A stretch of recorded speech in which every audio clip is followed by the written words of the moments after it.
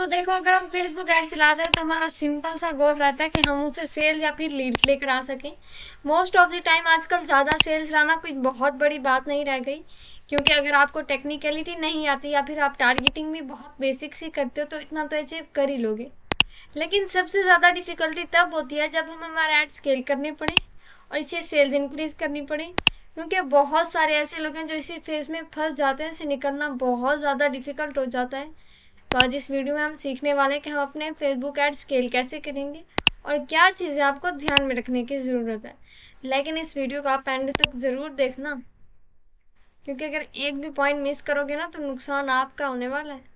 अब हम बात करते हैं स्ट्रेटजी की, जो बहुत वक्त से चलती आ रही है, विच इज अपना जो बेस्ट परफॉर्मिंग ऐड होता है ना, उसका बजट आहिस्ता आहिस्ता इंक्रीज करना। अब आप मार्केट में किसी से भी पूछोगे ना, सब कहेंगे आप 20% इंक्रीमेंट 4-5 दिन में अपने बेस्ट परफॉर्मिंग ऐड का करते रहो। किसी ना, मैं छोटी सी एग्जांपल के साथ समझाती हूँ आपको। सपोज करो मेरे पास ना एक अच्छा सा ऐड है जो मुझे अच्छी सेल ला कर दे रहा है। अब मैं क्या करूँगी, फॉर एग्जाम्पल अगर मेरा 1000 रुपये इस ऐड का बजट था तो 4-5 दिन बाद मैं उसे 1200 रुपये कर दूंगी, फिर उसके बाद मैं उसे 1440 रुपये कर दूंगी और आहिस्ता आहिस्ता 20% इसमें इंक्रीमेंट करती रहूंगी। ये काम क्यों करता है? सपोज करो अगर मेरा 1000 रुपये का बजट था और मैंने उसे अचानक से 6000 रुपये पर डे कर दिया, तो फेसबुक इसमें सेटल होने में टाइम लगता है। इसके बहुत चांसेस बढ़ जाते हैं कि आपका जो ऐड है ना, वो लर्निंग फेज में वापस चला जाए। अब बात करते हैं हमारी नंबर 2 स्ट्रैटेजी की, which is duplicating your add creative. पिछले 15 to 20 डेज में आपका जो सबसे अच्छा एड परफॉर्म कर रहा है, आपको सेल्स ला कर दे रहा है ना, आप उसकी डुप्लीकेट कॉपी क्रिएट करो। मैं इसे छोटी सी एग्जांपल के साथ समझाती हूँ आपको। तो उसको मेरे पास एक ऐड सेट है जो बहुत अच्छा परफॉर्म कर रहा है। मुझे पता है इसमें टारगेटिंग बहुत अच्छी है, इसके अलावा ऐड कॉपी, ऐड क्रिएटिव सब कुछ इसमें बेस्ट है, मतलब वो मेरा विनिंग ऐड सेट है। मैं उसका डुप्लीकेट क्रिएट करूंगी और फिर उस डुप्लीकेट एड सेट को हाई बजट पर टेस्ट आउट करूंगी। इससे क्या होता है, मेरा जो मेन ऐड है मैं उसमें कोई भी चेंजेस नहीं कर रही हूँ, क्योंकि जितनी बार आप इस ऐड में चेंजेस करते हो फेसबुक उतनी बार उस ऐड को लर्निंग फेज में भेज देता है और फिर लर्निंग फेज से बाहर निकलने में बहुत ज़्यादा टाइम भी लगता है और देर आर चांसेस कि इसके बाद आपका ऐड अच्छा परफॉर्म ना करे। तो हम क्या करते हैं, हमारे मेन ऐड को वैसे का वैसे ही रहने देते हैं ताकि हमें नॉर्मल सेल्स ला कर दे और जैसा चल रहा है वैसे का वैसे चले। ऑन दी अदर हैंड हम हमारे मेन ऐड का डुप्लीकेट क्रिएट करते हैं, डुप्लीकेट पर टेस्ट करते हैं कि क्या मैं इसका बजट 20% 10% अगर दिन पे दिन बढ़ाता रहूँगा तो मुझे वही सेम सेल्स मिलेंगी, मतलब स्केल करने पर क्या ये ऐड तब भी अच्छा परफॉर्म करेगा। इससे आप समझ सकते हैं स्केलिंग काम करेगी कि नहीं। साइड बाय साइड आराम से टेस्ट आउट भी कर सकते हो। अब इसी को रिलेट करते हैं हमारे थर्ड स्ट्रेटेजी से। कई बार क्या होता है, हमारा ऐड डुप्लीकेट भी कर लेते हैं, इसे हाई बजट पर टेस्ट आउट भी कर लेते हैं और चांसेस भी ये होते हैं कि जो आपका विनिंग ऐड है जब आप इसको स्केल करते हो तो वो अच्छा परफॉर्म नहीं करता है। ऐसी सिचुएशन में आप क्या कर सकते हो, ऐड का डुप्लीकेट क्रिएट करो लेकिन उनके ऐड क्रिएटिव चेंज कर दो। आपको बेसिकली करना क्या है, आपका जो विनिंग ऐड है आपने उसका डुप्लीकेट बनाया, उसके बाद आपने टारगेटिंग सेम रखी, ऐड कॉपी ऐड क्रिएटिव में चेंजेस किए। इसका मतलब ये नहीं कि आपका जो ऐड क्रिएटिव ऐड कॉपी है उसका आप पूरा कंसेप्ट ही चेंज कर दो। इसका मतलब ये है कि आप वो ऐड सेट के पॉइंट्स उठाओ कि उसमें वो क्या काम कर रहा था, उसका भी बेस्ट ऐड बनाने की कोशिश करो ताकि आप डुप्लीकेट करके उन्हें बहुत अच्छे से टेस्ट आउट कर सको। क्योंकि इससे क्या होता है ना, आप ऐड फटीग से बचते हो। सेम लोग आपका ऐड देखने वाले हैं, बार बार अगर वही ऐड देखेंगे तो वो इस चीज़ से पक जाएंगे। आप ऐड क्रिएटिव्स बदल सकते हो, उसके बाद टारगेट ऑडियंस को शो कर सकते हो। इससे क्या होता है, आपके कन्वर्जन के चांसेस तो इंक्रीज होते ही होते हैं, बट साथ ही साथ आप बहुत सारे ऐड क्रिएटिव्स एक साथ टेस्ट आउट करते हो। इसके बाद स्केल करने में काफ़ी ज़्यादा आसानी हो जाती है, क्योंकि एक चीज़ ना आपको समझने की बहुत ज़्यादा ज़रूरत है, Facebook ad is not just about technicality. और ये मैंने अपनी बहुत वीडियोस में कहा है कि जितना ज़्यादा आप क्रिएटिव रहते हो, जितना क्रिएटिवली अपने लोगों को अपना ऐड शो करते हो ना, कन्वर्जन के चांसेस यानी वन स्केलिंग और अच्छे रिजल्ट्स आने के काफ़ी चांसेस बढ़ जाते हैं। हम बात करते हैं हमारी नंबर 4 स्ट्रेटेजी की, जिसे हम मार्केटिंग की लैंग्वेज में हॉरिजॉन्टल स्केलिंग कहते हैं। अब हो सकता है आपके पास बहुत अच्छा ऐड विनिंग हो जिसमें आप एक ग्रुप ऑफ पीपल को टारगेट करते हो, उन्हें अपना ऐड दिखा रहे हो, बट क्या होगा, एक टाइम ऐसा आएगा जहाँ पर सारे लोगों को ऐड बार बार दिख चुका होगा और वो जो ऑडियंस होती है ना, वो आहिस्ता आहिस्ता से फिल्टर होने लगती है। इस सिचुएशन में क्या होता है, आपका ऐड कॉस्ट जो होता है ना वो बढ़ता चला जाता है, आपकी जो सेल्स होती हैं वो काफ़ी ज़्यादा डिक्रीज होती जाती हैं।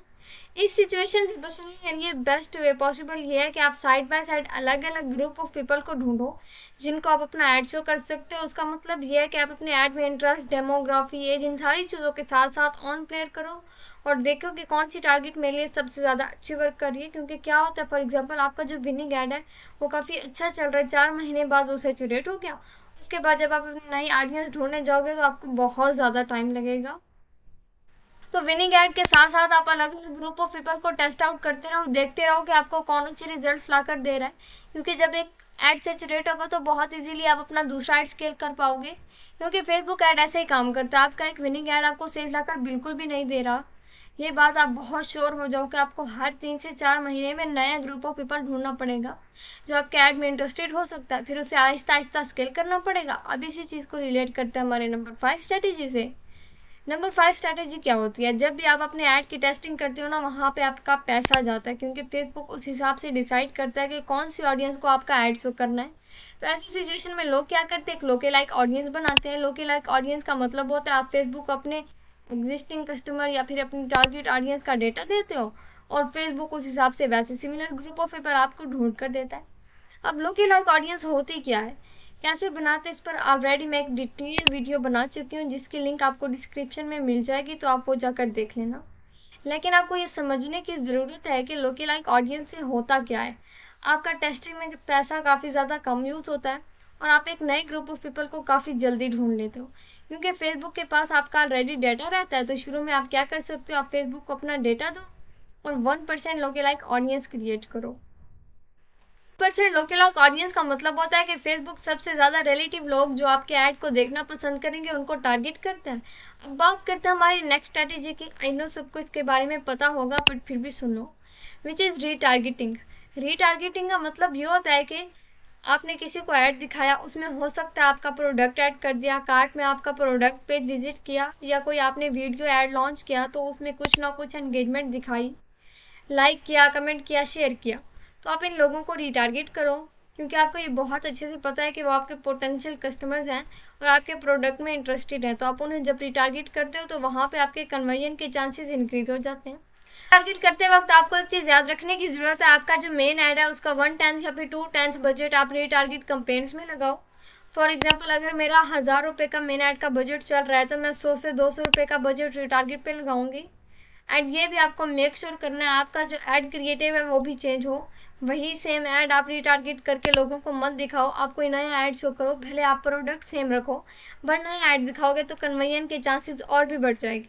ये तो गई हमारी मेन स्ट्रैटेजी। अब कैसे हम अपने फेसबुक ऐड स्केल कर सकते हैं ये हमने देख लिया, लेकिन ये आपको सबसे इम्पोर्टेंट पॉइंट है कि फेसबुक ऐड स्केल कब करने हैं, मतलब कब आपका फेसबुक ऐड स्केल करने के लिए एलिजिबल हो जाता है, आपको कब समझ आएगा कि आप अपने ऐड स्केल करो। इसके लिए ना एक बहुत सिंपल सा फार्मूला है कि आपका कोई भी ऐड लॉन्च करते हो ना तो उसे एटलीस्ट 8 से 10 दिन का टाइम दो। क्योंकि कई बार क्या होता है, फॉर एग्जांपल आज मैंने एक ऐड लॉन्च किया, कल उसने मुझे 2 सेल्स ला कर दी और मैंने अचानक से उसका बजट बढ़ा दिया, तो इसका ये मतलब नहीं कि वो वाला जो मेरा पर्टिकुलर ऐड है अच्छा परफॉर्म कर रहा है। आपको इसको 8 से 10 दिन का टाइम देना है। आपको देखना है क्या है मेरा ऐड जो सेट है लंबे अरसे के लिए मुझे सेल्स ला कर दे रहा है। अगर आपको लगता है कि हाँ ये लंबे अरसे से मुझे काफ़ी सेल्स ला कर दे रहा है तो आप उसको स्केल करो।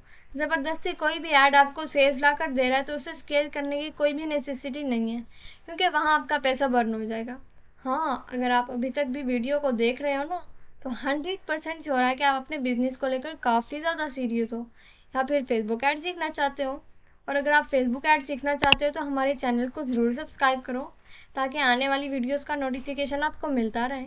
और अगर आपको लगता है कि इस वीडियो से आपको थोड़ी बहुत भी हेल्प हुई है तो इस वीडियो को लाइक और शेयर कर दो।